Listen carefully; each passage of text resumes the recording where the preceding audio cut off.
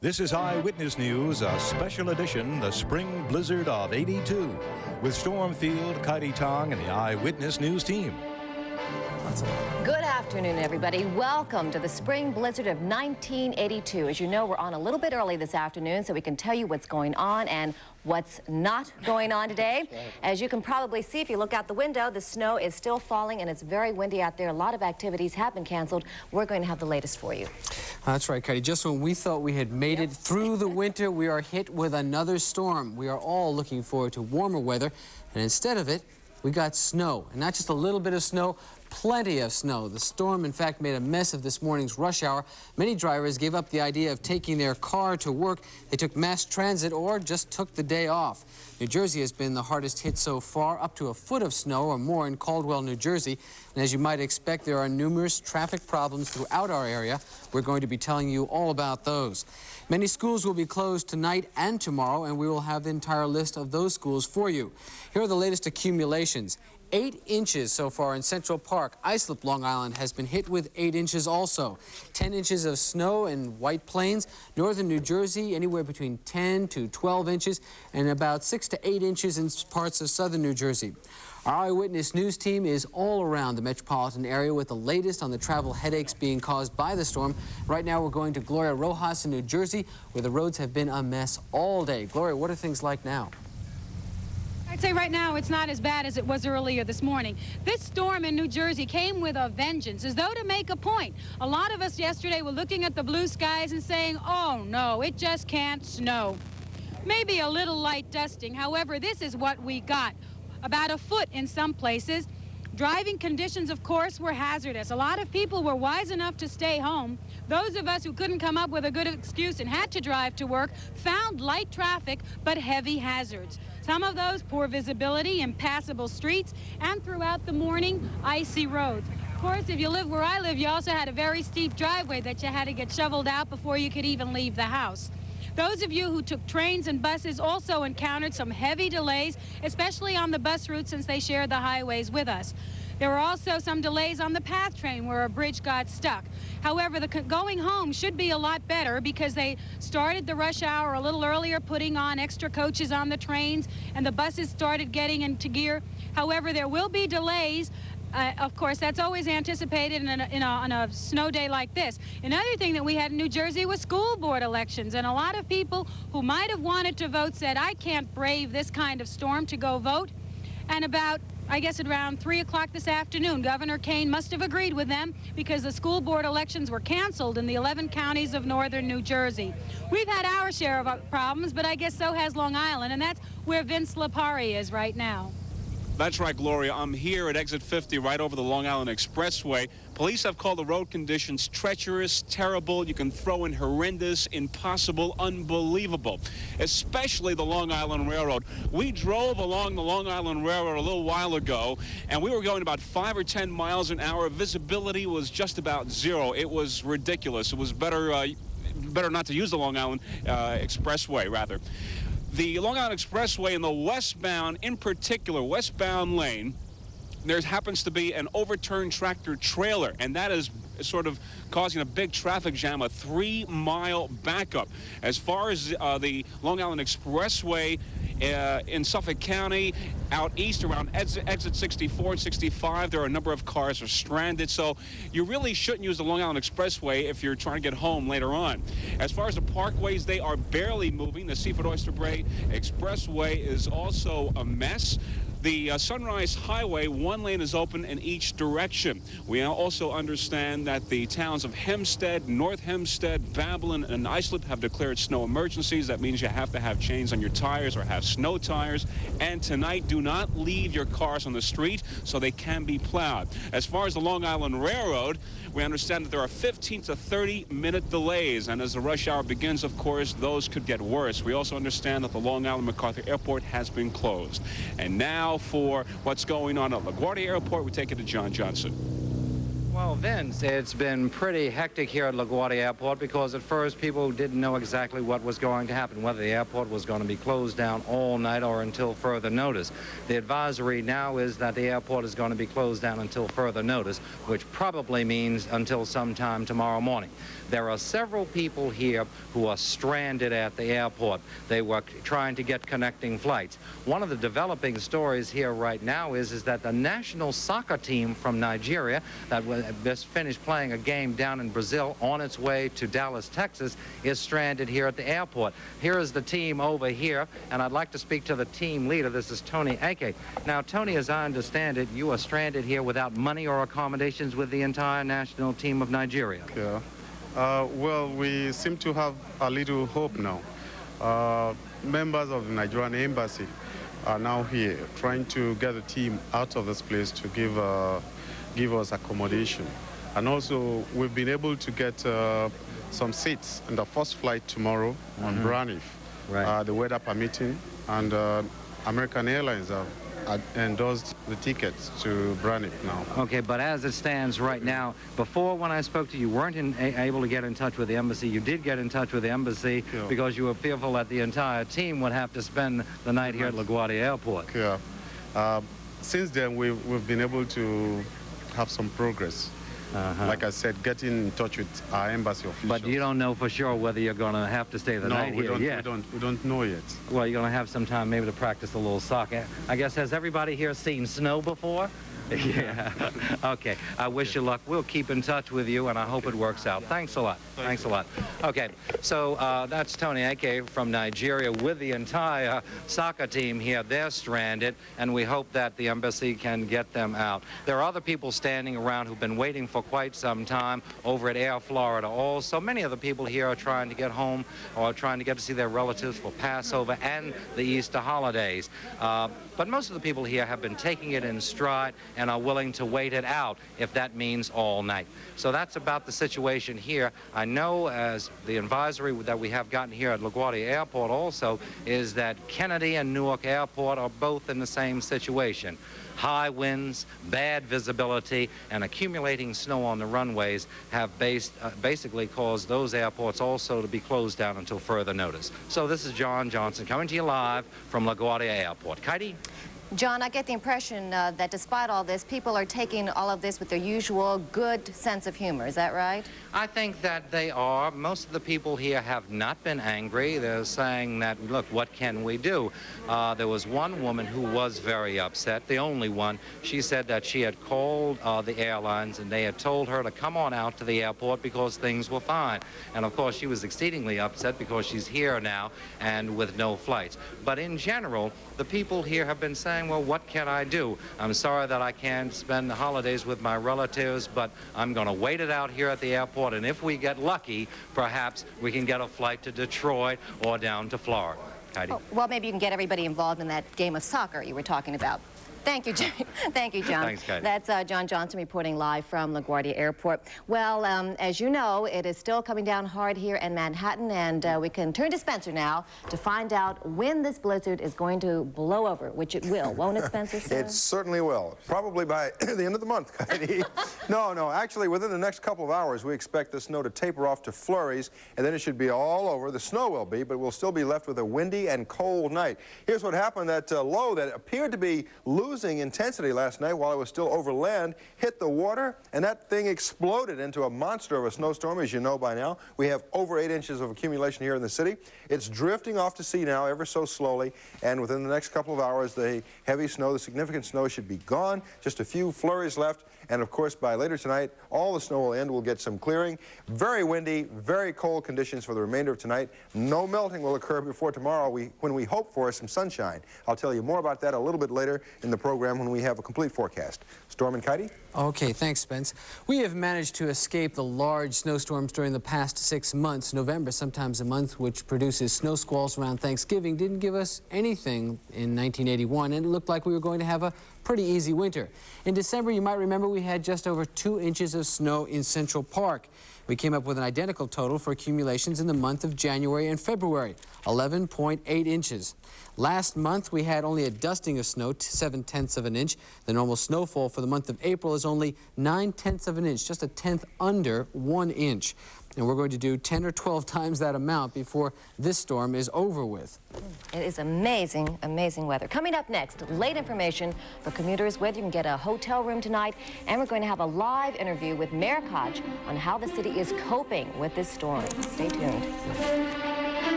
They were supposed to play baseball today at Yankee Stadium, and for obvious reasons, unless they have snowshoes on, the Yankee season opener against the Texas Rangers has been postponed.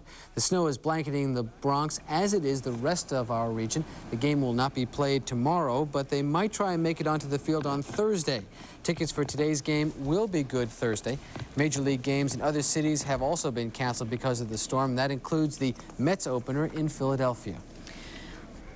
Well, one of the first things that go when a storm hits are hotel rooms. They're booked by people who don't want to face that commute and by businesses who want their employees to get to work. Well, Tracy Egan is standing by live right now at the Statler Hotel. Tracy, are there any rooms left there at all? There are, Katie. If you need one, hurry on down. And the key word is hurry, because they say they're going fast. Earlier they said, well, we'll be booked by 6. Now they say, well, we may have a few rooms left at 7. I think you can see behind me the crowded hotel lobby. What's happening is behind me, you see an Italian tour that wanted to get a plane out of here, but their plane is stuck in Toronto. If the plane comes in, they'll get out. But we just heard from John Johnson that's probably not likely.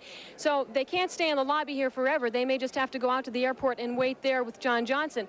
And here's a young woman I met a short while ago, Linda Katz, who's with some foreign exchange students, and you were all supposed to be out of town by now, weren't you? Yes. I had 2 flights going out tonight, one from Kennedy and one from LaGuardia. One group is out there stranded right now. The other group is hanging around the lobby. We may have them in another hotel, though. We may have rooms in another hotel. You did have rooms here, but you have to give them up because they've got other bookings. Right. Well, the thing is, there's a youth hostel, large youth hostel type place nearby here, then we may get them in, hopefully. Okay, good luck. It's sort of everybody's flying by the seat of their pants here tonight trying to get a room. So hurry up and make your reservations if you have to stay in town tonight. They've got 1,800 rooms here, only about 200 left. I'm Tracy Egan, Channel 7 Eyewitness News at the New York Statler. Thank you, Tracy. Nice to see somebody inside. Well, we're going to get the latest on the storm. At the moment, Bill Butel is in our Eyewitness newsroom with details of any problems that have popped up recently because of the snow. Bill? Well, Tracy said a few moments ago, Storm, that everybody is flying by the seat of their pants trying to get a room to stay in somewhere in New York City tonight. And in fact, it might be said that during the rush hour, all of New York City and the entire environment hereabouts is flying by the seat of its pants trying to get home. For example, the 59th Street Bridge is closed. The traffic department closed the bridge around 4 o'clock this afternoon so that they could remove the snow a little bit more effectively. That job, of course, is still not done. There's no word yet on when the 59th Street Bridge, is going to open again. And, of course, as predicted, or as certainly predictable, the situation is bound to cause a lot of major traffic tie-ups on the east side. Once again, the 59th Street Bridge is closed. I wish I knew some way to tell you to find an alternate way to get home. The storm, as you probably know by now, closed the major airports in the area. Kennedy closed at 1:55 this afternoon. LaGuardia closed 45 minutes later at 2:40. The Newark airport closed earlier at 10:40 this morning, but then they were able to clear one runway, and they got that open about 2:30 this afternoon. Transportation Department says the Bronx River Parkway is closed northbound between Webster Avenue and East 233rd Street until further notice. And, of course, the bad news of that is that most of the people who use the Bronx River Parkway to get out of New York City and into Westchester County would, of course, be going northbound, just exactly the direction that it's closed. Nassau County Police report an accident westbound on the Long Island Expressway at Glen Cove Road. There's a 3-mile backup there westbound. That would be coming in this direction toward the city, so that might have a slightly less effect on the rush hour outbound, because most people using the Long Island Expressway at this time are going eastbound. Anyway, there's a 3-mile backup in the westbound lane on the Long Island Expressway at Glen Cove. And the Long Island Railroad says it's restored power and resumed limited service on its Port Washington branch between Port Washington and Great Neck. There had been no train service between Port Washington and Great Neck when the power went off at 1:20 this afternoon. Limited service resumed on the line around 2 p.m. And one thing more, the telephone company has been doing a lot of business today. Michael Horowitz tells me this. 761,000 people called their recorded weather number this morning to find out what it was going to do, and I guess if they'd looked out the window, they would have known without paying that dime. Back to the studio now. Okay, thank you, Bill. Well, as the snow is coming down, is it getting cleaned up? The sanitation department was getting all geared up last night. They were expecting perhaps a storm. Milt Lewis is staying dry right now at their headquarters, and he's going to tell us if sanitation is able to cope with all the snow that has turned up. Milt?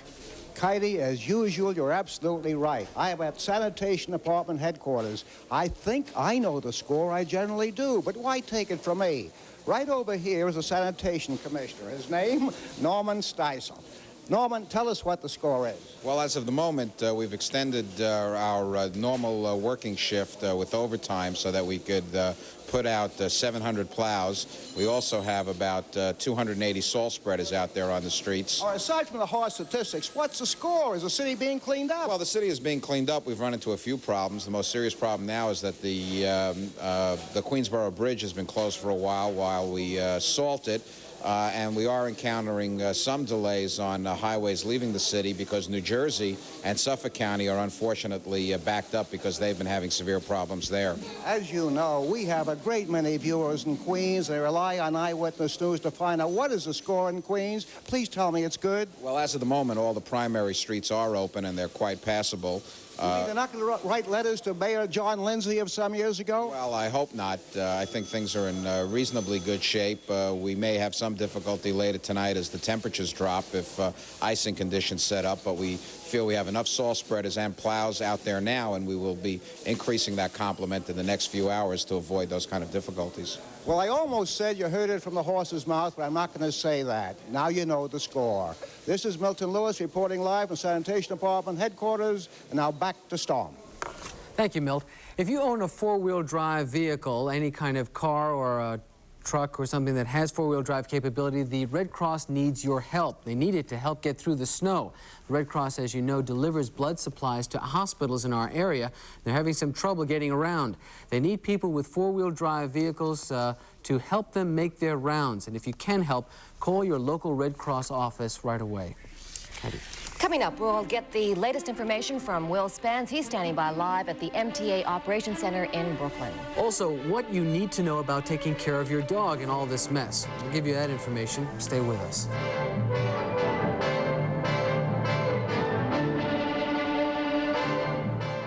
Westchester County always suffers a lot in these storms, and tonight is no different. Roadways are very, very slippery out there. We go now to Maxine Black to find out if that is causing a lot of trouble. Maxine, you there? Yeah, Katie, I am here. And surprisingly enough, even though it is a rush hour, traffic is pretty light on the Major Deegan Expressway. Not so light, in fact, rather heavy on the Bronx River Parkway, the roadways that are open there. Although Westchester police say that the parkways are in pretty good shape, the folks who use Rockland County roads had better exercise a lot of caution. We understand that the roads there are very, very treacherous.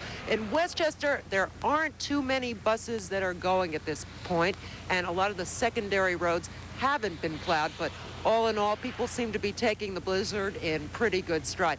There is one point that we want to make. We understand that the second shift of General Motors in Terrytown has been canceled. It's a good night to stay home, so that's the kind of thing you ought to do. Katie? People are taking this in stride, though, Max? Oh, yes, they are. I don't think they have a choice, but all the folks we talked with were, you know, they just did it. It seems to have let up a little bit, just watching you in the monitor. It doesn't seem to be blowing around quite as bit. Is it subsiding a little, the storm? I like to think so. Actually, yes. It has subsided quite a bit. When we were driving up here from the city, it was pretty bad, but it has let up. You got that hat just in time. It looks great. Oh, listen, I want you to look at it and like it. Thank you, Max. Maxine reporting live from Westchester County. Okay, still ahead on our special edition of Eyewitness News. We're going to get you up to date on today's other stories. And Tracy Egan reports on preparations for Passover. Stay with us.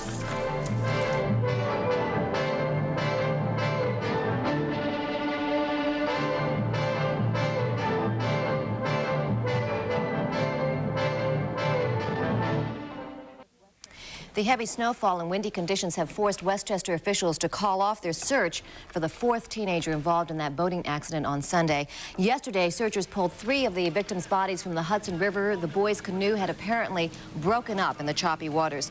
They're afraid that the fourth boy may have also frozen to death. Rescuers kept on searching those waters until late last night, but no trace of that fourth boy was found.